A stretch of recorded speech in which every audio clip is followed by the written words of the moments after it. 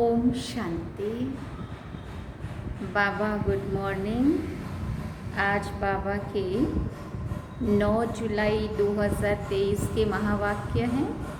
बाबा ने सार में कहा अव्यक्त बाप दादा के 9 जुलाई 2023 रिवाइज कोर्स 26 फरवरी 1995 95 में बाबा ने ये मुरली चलाई थी।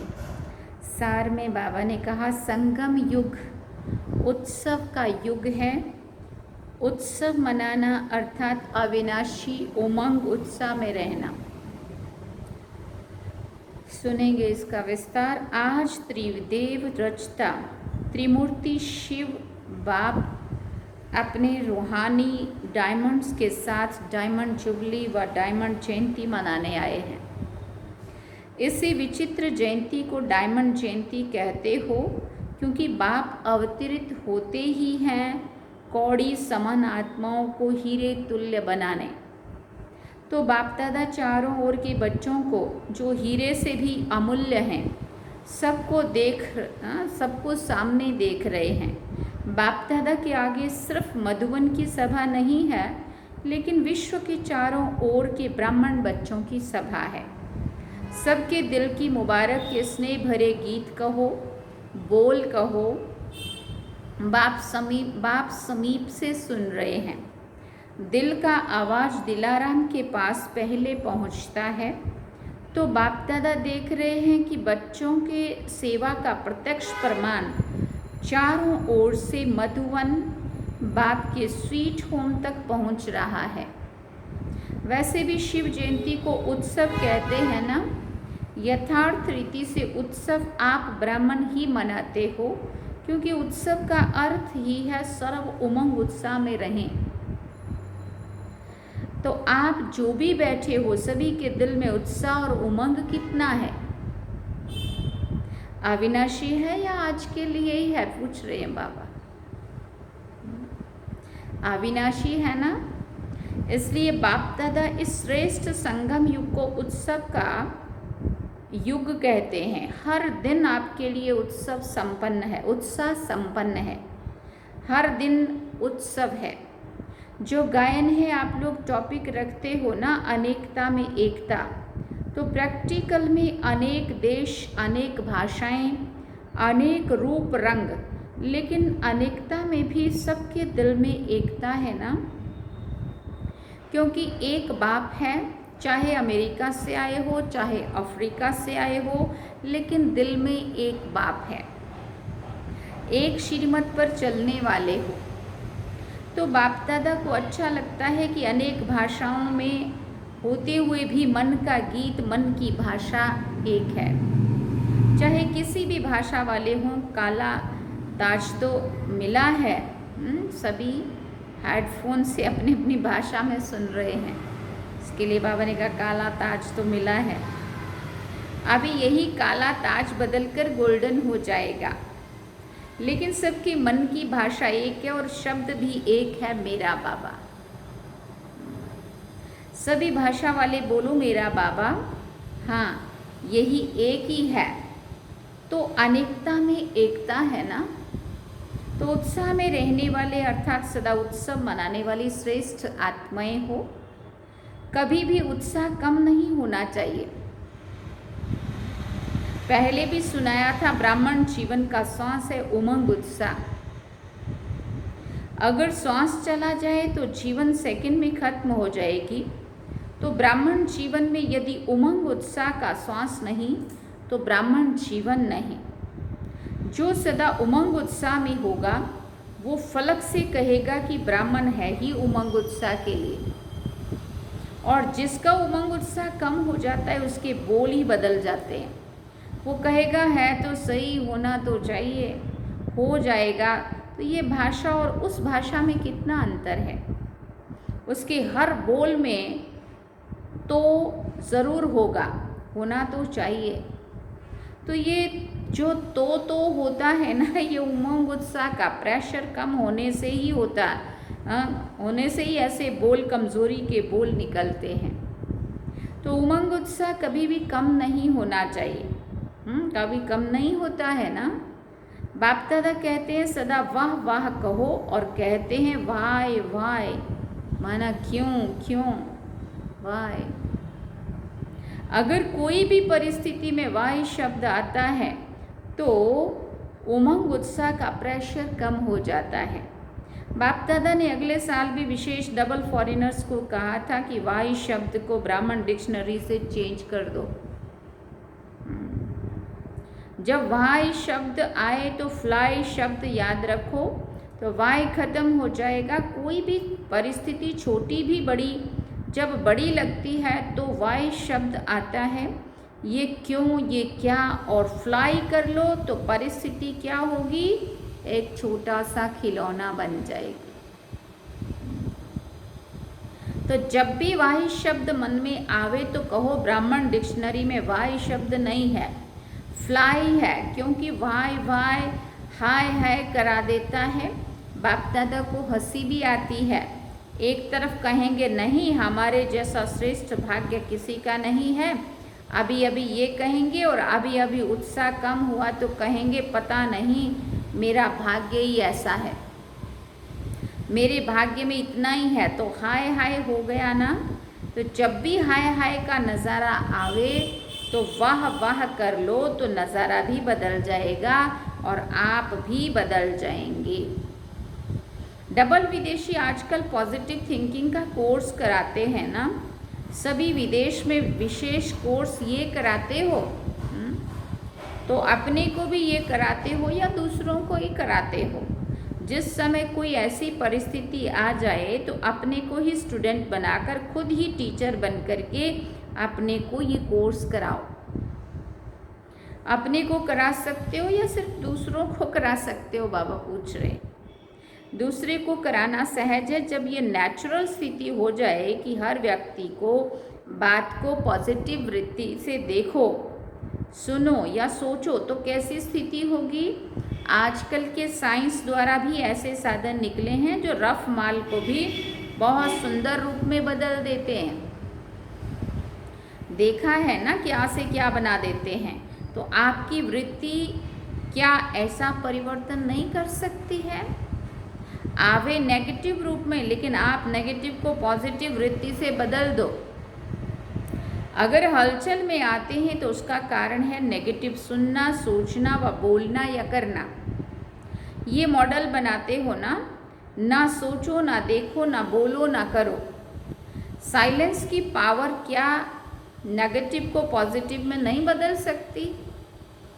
आपका मन और बुद्धि ऐसा बन जाए जो नेगेटिव टच नहीं करे, सेकंड में परिवर्तन हो जाए। ऐसे तीव्र गति की अनुभूति कर सकते हो, पूछ रहे हैं बाबा। मन और बुद्धि ऐसा तीव्र गति का यंत्र बन जाए, फिर बाबा पूछते बन सकता है या टाइम लगेगा। कि नेगेटिव बात आएगी तो कहेंगे थोड़ा सोचने तो दो, देखें तो सही क्या है। क्विक स्पीड से परिवर्तन हो जाए, इसको कहा जाता है ब्राह्मण जीवन का मज़ा, मौज। व्यर्थ में नेगेटिव में टाइम ज़्यादा नहीं जाना चाहिए। तुरंत समस्या आई, समाधान निकाला, आगे निकले। अगर जीना है तो मौज से जिए, सोच सोच कर जीना तो जीना नहीं है। आप लोग औरों को कहते हो कि राजयोग जीने की कला है, तो आप लोग राजयोगी जीवन वाले हो ना, कि कहने वाले हो सिर्फ। जब राजयोग जीने की कला है तो राजयोगियों की कला क्या है, यही है ना। तो उत्सव मनाना अर्थात मौज में रहना, मन भी मौज में, तन भी मौज में, संबंध संपर्क भी मौज में। कई बच्चे कहते हैं अपनी रीति से तो ठीक रहते हैं, अपने मौज में रहते हैं, लेकिन संबंध संपर्क में मौज में रहें, ये कभी कभी होता है। लेकिन संबंध संपर्क ही आपके स्थिति का पेपर है। यदि स्टूडेंट कहे वैसे तो मैं पास विद ऑनर हूँ, लेकिन पेपर के टाइम मार्क्स कम हो जाती है, तो ऐसे को क्या कहेंगे। तो ऐसे तो नहीं होना, फुल पास होने वाले होना। बाप दादा ने सुनाया है कि जो सदा बाप के पास रहते हैं वो पास है, पास नहीं रहते तो पास नहीं है। तो सदा कहाँ रहते हो? दूर रहते हो, पास नहीं रहते हो। डबल विदेशियों को तो डबल पास होना चाहिए ना। अच्छा, तो डबल विदेशियों ने इस बारी हाई जंप लगा दी है। मधुबन में हाई जंप लगाकर पहुंच गए हैं। इस बारी हर वर्ष से ज़्यादा संख्या में डबल विदेशी मधुबन पहुंच गए हैं। अच्छा, डबल विदेशियों को भी कईयों को पटरानी बनने का चांस तो अच्छा मिला है। पटरानी बनने में मज़ा है कि नहीं, फिर पूछ रहे हैं बाबा। आप लोगों की तो अटैची इतनी है जो उस पर ही सो सकते हैं, क्योंकि एक बड़ी लाते हैं, एक छोटी लाते हैं, तो छोटी को तकिया बनाओ, जगह बच जाएगी ना। अच्छा लगता है, बाप दादा सीन देखते हैं कैसे भारी भारी अटैचियाँ घसीट कर ला रहे हैं। अच्छी सीन है ना। संगम पर ये मेहनत भी थोड़े समय की है, फिर तो प्रकृति भी आपकी दासी होगी, तो दासियाँ भी बहुत होंगी। फिर आपको सामान उठाने की ज़रूरत नहीं। अभी अपना राज्य स्थापन हो रहा है। इस समय गुप्त वेश में हो, सेवाधारी हो, फिर राज्य अधिकारी बनेंगे। तो सेवाधारियों को तो सब प्रकार की सेवा करनी पड़ती है। जितनी अभी तन मन धन और संपर्क से सेवा करते हो, उतना ही वहाँ सेवाधारी मिलेंगे। सबसे पहले तो ये प्रकृति के पांच तत्व ही आपके सेवाधारी बनेंगे। अपना राज्य स्मृति में है ना, कितनी बारी राज्य अधिकारी बने हैं? अनगिनत बार बने हैं और बनते ही रहेंगे। लेकिन राज्य अधिकारी से भी अब का सेवाधारी जीवन श्रेष्ठ है, क्योंकि अभी बाप और बच्चों का साथ है। चाहे किसी भी प्रकार की सेवा है, लेकिन सेवा का प्रत्यक्ष फल अभी मिलता है। बाप का स्नेह, सहयोग और बाप द्वारा मिले हुए खजाने प्रत्यक्ष फल के रूप में मिलते हैं। जब भी कोई विशेष सेवा करते हो और युक्त सेवा करते हो तो कितनी खुशी होती है। उस समय के चेहरे का फोटो निकालो तो कैसा होता है। तो एक तरफ सेवा करते हो, दूसरी तरफ प्रत्यक्ष फल आपके लिए सदा तैयार है ही है। एक हाथ से सेवा करो, दूसरे हाथ से फल खाओ, ऐसा अनुभव होता है ना कि सेवा में बड़ी मेहनत है। सेवा में हलचल होती है या नहीं? कभी कभी होती है। फिर पूछ रहे हैं बाबा, ये हलचल ही परिपक्व बनाती है, अनुभवी बनाती है। हलचल में इसलिए आते हो जो सिर्फ वर्तमान को देखते हो, लेकिन वर्तमान में छिपा हुआ भविष्य जो है वो स्पष्ट नहीं दिखाई देता है, इसलिए हलचल में आ जाते हो। कोई भी बड़े से बड़ी नाजुक परिस्थिति वास्तव में आगे के लिए बहुत बड़ा पाठ पढ़ाती है। परिस्थिति नहीं है, लेकिन वो आपकी टीचर है। उस नज़र से देखो कि इस परिस्थिति ने क्या पाठ पढ़ाया। ये जो परिस्थिति आई, इसमें मैं कितना मजबूत बनी और इसने क्या मुझे सिखाया। हाँ, ये चेक करना है। इसको कहा जाता है नेगेटिव को पॉजिटिव में परिवर्तन करना।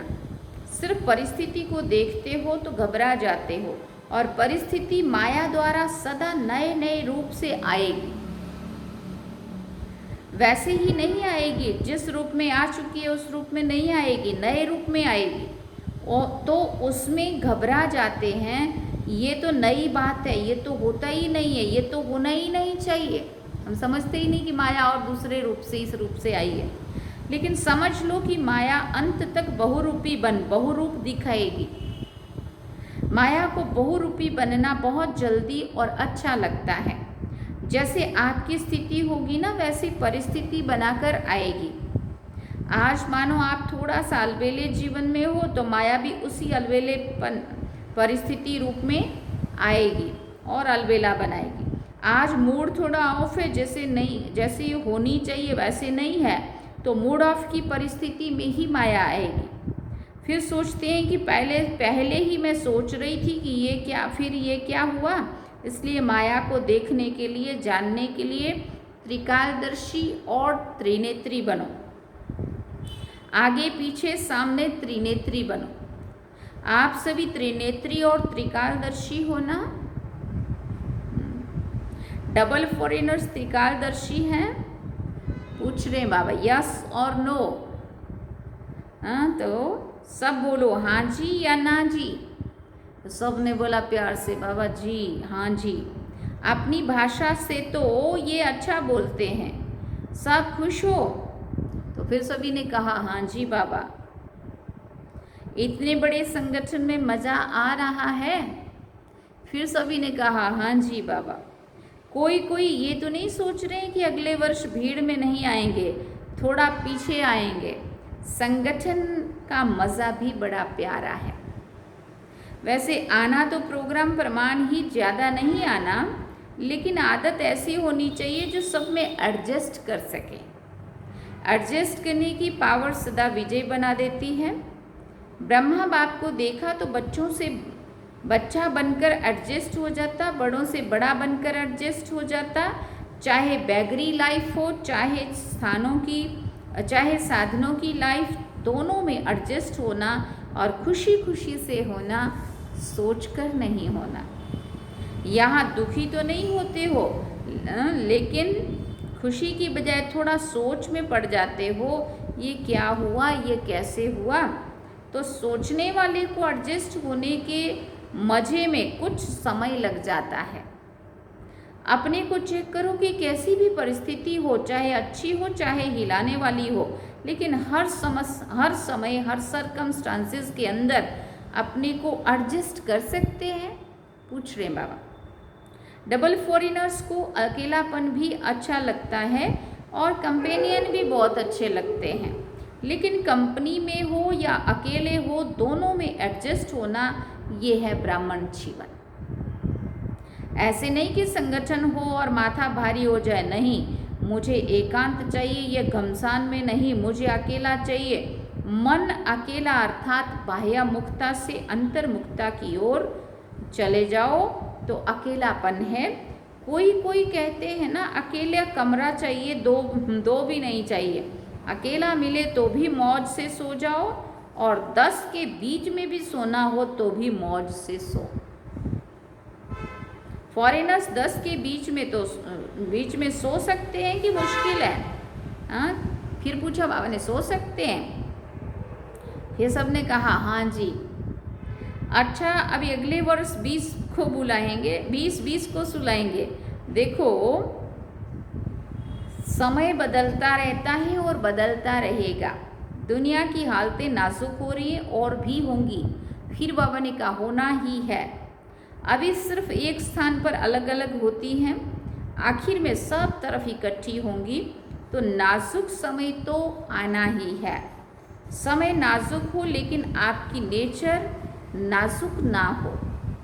कईयों की नेचर बहुत नाजुक होती है ना, थोड़ा सा आवाज़ हुआ, थोड़ा सा कुछ हुआ तो डिस्टर्ब हो गए। इसको कहते हैं नाजुक स्थिति, नाजुक नेचर। तो नाजुक नेचर नहीं हो, जैसा समय वैसा अपने को एडजस्ट कर सके। ये अभ्यास आगे चलकर आपको बहुत काम में आएगा, क्योंकि हालातें सदा एक जैसी नहीं रहनी है और फाइनल पेपर आपका नाजुक समय पर होना है, आराम के समय पर नहीं होना है, नाजुक समय पर होना है। तो जितना अभी से अपने को एडजस्ट करने की शक्ति होगी तो नाजुक समय पर पास विद ऑनर हो सकेंगे। पेपर बहुत टाइम का नहीं है, पेपर तो बहुत थोड़े समय का है, लेकिन चारों ओर की नाजुक परिस्थितियाँ, उनके बीच में पेपर देना है। इसलिए अपने को नेचर में भी शक्तिशाली बनाओ। क्या करें, मेरी नेचर ये है, मेरी आदत ही ऐसी है, ये नहीं, इसको नाजुक नेचर कहा जाता है। देखो, बाप दादा ने स्थापना के आदि में सब अनुभव करा लिया। जब आदि हुई तो राजकुमार और राजकुमारियों से भी ज़्यादा पालना, साधन सब अनुभव कराया और आगे चलकर बैगरी लाइफ का भी पूरा अनुभव कराया। तो जिन्होंने दोनों अनुभव किया उनकी आदत बन गई है। तो आप लोगों के आगे तो ऐसा समय आया नहीं है, लेकिन ऐसा समय आना है जहाँ भी रहते हो सभी हिलने हैं, सब आधार टूटने हैं। ऐसे समय पर क्या चाहिए? एक ही बाप का आधार चाहिए। आप लोग तो बहुत बहुत बहुत लकी हो जो आने का समय आपका सहज साधनों का है। सहज साधनों के साथ साथ साथ आपका ब्राह्मण जन्म है, लेकिन साधना और साधन और साधना, साधनों को देखते साधना को भूल नहीं जाना, क्योंकि आखिर में साधना ही काम में आनी है। समझा? अच्छा, सदा चारों ओर के अमूल्य विशेष रत्नों को सदा हर दिन उत्साह से उत्सव मनाने वाली श्रेष्ठ आत्माओं को, सदा स्वस्थिति और सेवा की उन्नति में बैलेंस रखने वाली ब्लेसिंग की अधिकारी आत्माओं को, सदा परिस्थिति को सहज पार करने वाली ऐसी अचल अडोल महावीर आत्माओं को बाप दादा का याद प्यार और नमस्ते। हम रूहानी बच्चों की भी रूहानी माता पिता बाप दादा को दिलवा चांद सिकवा प्रेम से याद प्यार, गुड मॉर्निंग, नमस्ते, थैंक यू बाबा, शुक्रिया बाबा।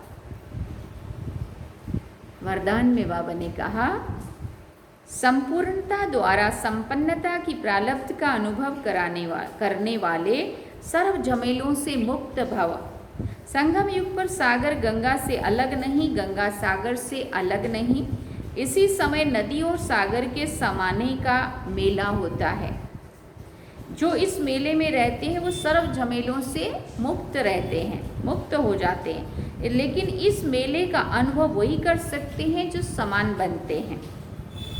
समान बनना अर्थात समा जाना, जो सदा स्नेह में समाये हुए हैं वो संपूर्णता और संपन्नता की प्रारब्ध का अनुभव करते हैं। उन्हें कोई भी अलग काल के प्रारब्ध की इच्छा नहीं रहती है। स्लोगन में बाबा ने कहा, सदा एक बाप के श्रेष्ठ संग में रहो तो होलीएस्ट और हाईएस्ट बन जाएंगे। सदा एक बाप के श्रेष्ठ संग में रहो तो होलीएस्ट और हाईएस्ट बन जाएंगे। अच्छा, ओम शांति। ये थे बाबा के अव्यक्त बाप दादा के आज के महावाक्य। बाबा ने सार में कहा, संगम युग उत्सव का युग है। उत्सव मनाना अर्थात अविनाशी उमंग उत्साह में रहना। तो इसका हम सभी ने विस्तार सुना। अब हम बाबा को याद करते हैं। चलिए बाबा की